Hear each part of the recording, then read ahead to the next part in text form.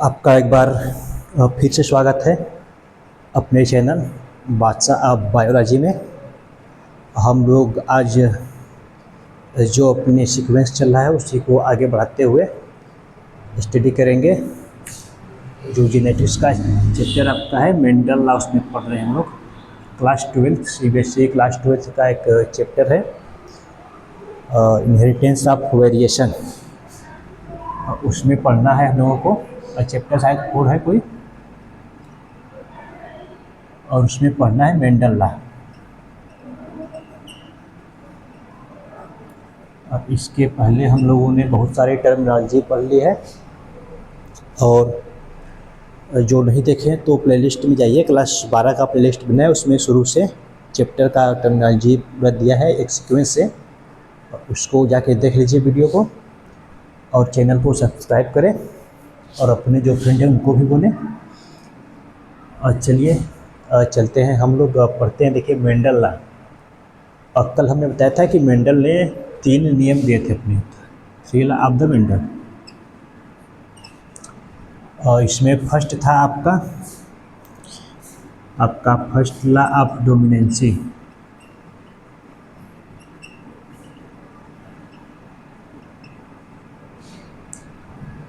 जिसको law of dominant कहते हैं। और सेकेंड है लॉ ऑफ सेग्रीगेशन,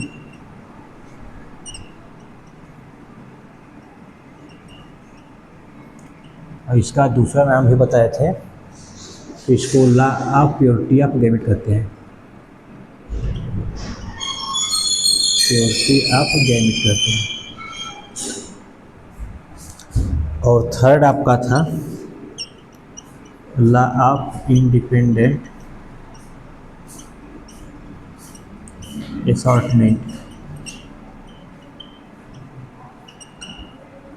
तो कल हमने बताया था कि मेंडल जो अपना एक्सपेरिमेंट किए थे वह प्लांट था, गार्डन थी, उसका नाम था बॉटनिकल नेम पाइसन सटाइवम। ये पूछता है MCQ करके, या नीट वाला एग्जाम में पूछ लेता है, कई बार पूछा है।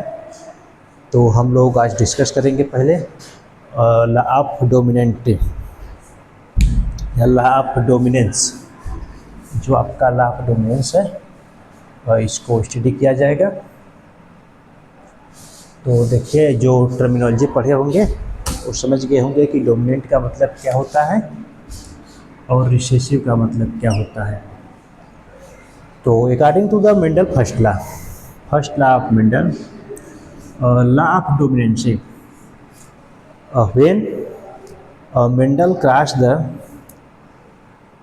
2 pea plant having the one pair of the contrasting character opposite, law of dominancy follow the monohybrid cross।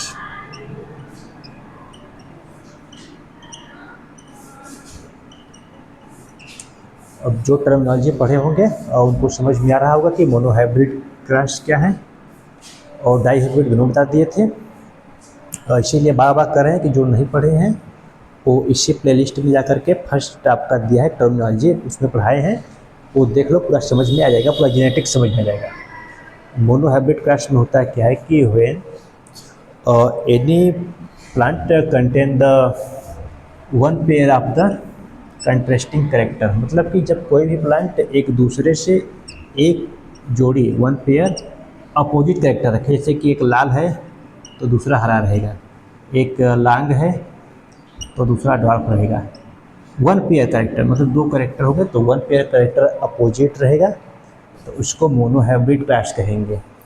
तो जो आपका लॉ ऑफ डोमिनेंसी है और यह मोनोहाइब्रिड क्रॉस फॉलो करता है। तो मेंडल ने बताया क्या कि when cross between the 2 pea plant having single pair of contrasting opposite character, जब सिंगल पेयर अपोजिट कैरेक्टर है, वो कैरेक्टर आपका क्या है, एक मान लीजिए टाल है, एक प्लांट टाल है, तो इसका जीन लेंगे हम डबल T कैपिटल वाला, इसका क्रॉस कराएंगे। एक प्लांट ड्वार्फ है और इसका जीन रहेगा स्मॉल वाला। तो when cross between the pea plant having the one pair of या single pair contrasting character, single pair character. In the F1 generation those character are appear are called the dominant and those character are not appear are called the recessive. In this case, tall plant cross with the dwarf plant in the F1 generation. This generation is known as F1 generation. In the F1 generation, long tall character are appear. These character are called the dominant character, and dwarf character are not appear in the F1 generation are called the recessive character. यानी कि F1 generation में जो character appear होता है, दिखाई देता है, उसको आपका डोमिनेंट करेक्टर कहते हैं, और जो करेक्टर दिखाई नहीं देता है उसको रिसेसिव करेक्टर कहते हैं। तो जब मेंडल ने एक टाल पौधा और एक ड्वार्फ पौधे के बीच क्रॉस कराया तो F1 जनरेशन में उन्होंने देखा कि टाल पौधे आ गए, टाल प्लांट, मटर के सभी टाल प्लांट ही आए। तो इस कैरेक्टर को या इस नियम को उन्होंने नाम दिया लॉ ऑफ डोमिनेंसी, यानी कि जो डोमिनेंट होते हैं किसके ऊपर, रिसेसिव के ऊपर, वह अपना कैरेक्टर, जो कैरेक्टर फर्स्ट जनरेशन में शो होते हैं उसको डोमिनेंट कैरेक्टर कहते हैं, और जो कैरेक्टर फर्स्ट जनरेशन में शो नहीं होते उसको रिसेसिव जनरेशन कहते हैं।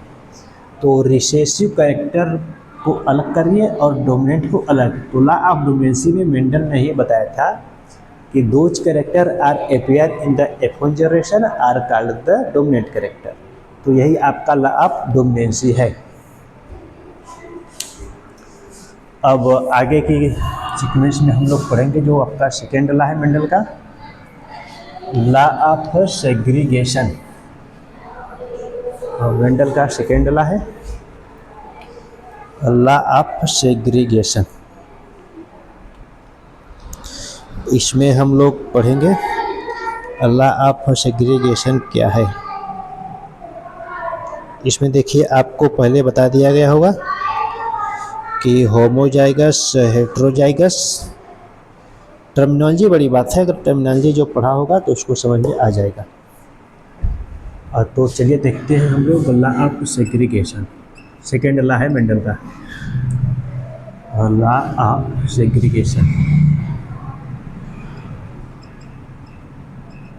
और इसका दूसरा नाम है, इसको कहते हैं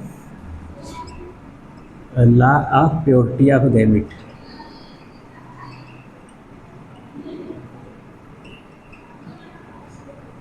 और जब मैं कभी कभी law of purity of gamete पूछ देगा या तो लॉ ऑफ सेग्रीगेशन, दोनों में से कोई नाम दे देता है, तो कंफ्यूज मत होइएगा, दोनों एक ही नाम है। तो लॉ ऑफ सेग्रीगेशन में मेंडल ने बताया कि जैसे कि अभी हम लोग पढ़ रहे थे लॉ ऑफ डोमिनेंसी, तो मेंडल ने इसमें बताया कि in the heterozygous condition, zygous condition, heterozygous condition में हेट्रोजाइगस और होमोजाइगस टर्मिनोलॉजी में बताया गया था।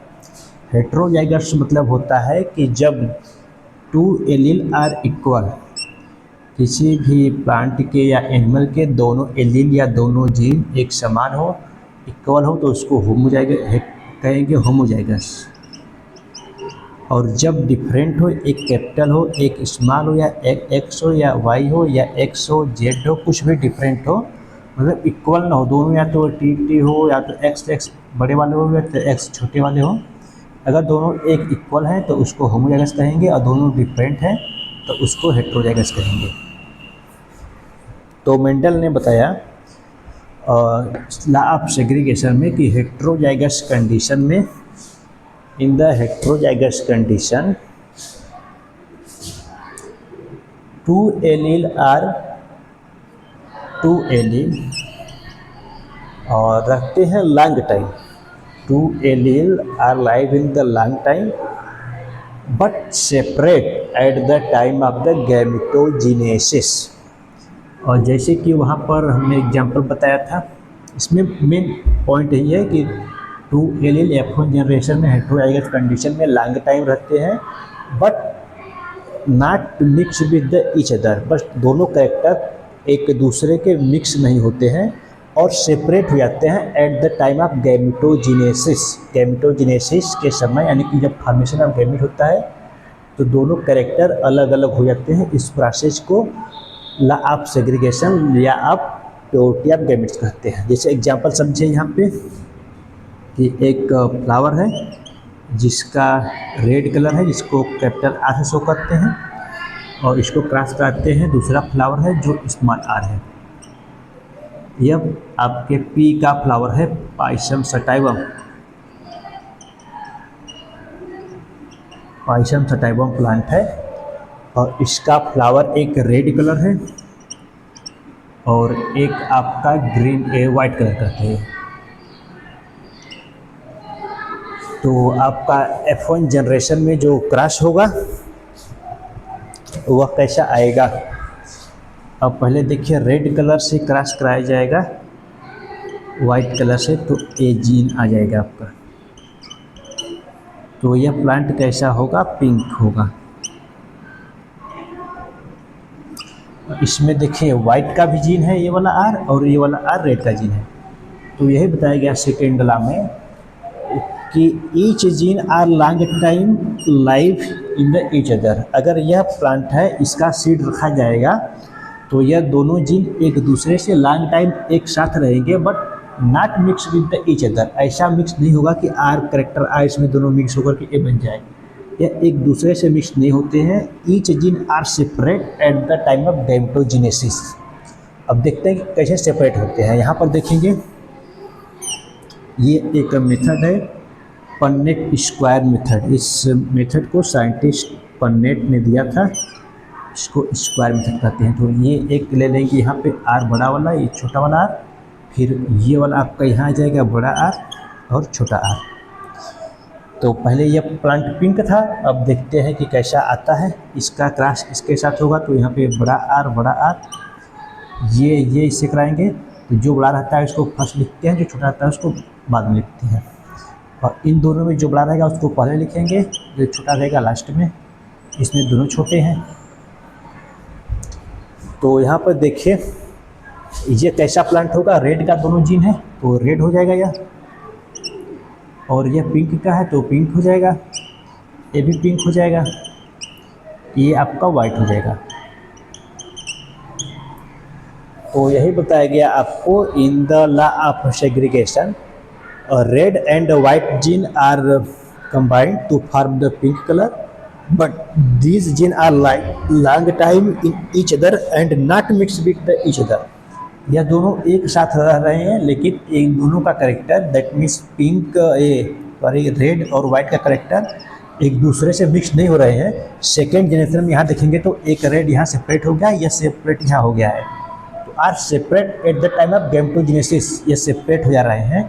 इसी को कहते हैं law of segregation, law of purity of gamete. यानी कि यह अपना प्योरिटी जो रेड है और ये वाइट है अपना प्योरिटी दोनों बनाए रखे हैं, इसीलिए मतलब कलर मिक्स नहीं हो रहा है, इसीलिए इसको law of purity of gamete कहते हैं। प्योर फॉर्म में है सेकेंड जनरेशन में, इसलिए इसको law of purity of gamete कहते हैं।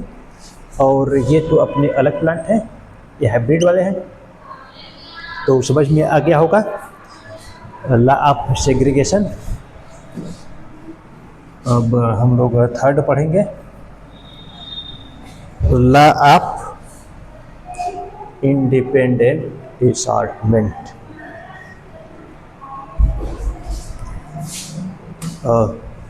कल पढ़ेंगे इसको हम लोग, लॉ ऑफ इंडिपेंडेंट असॉर्टमेंट।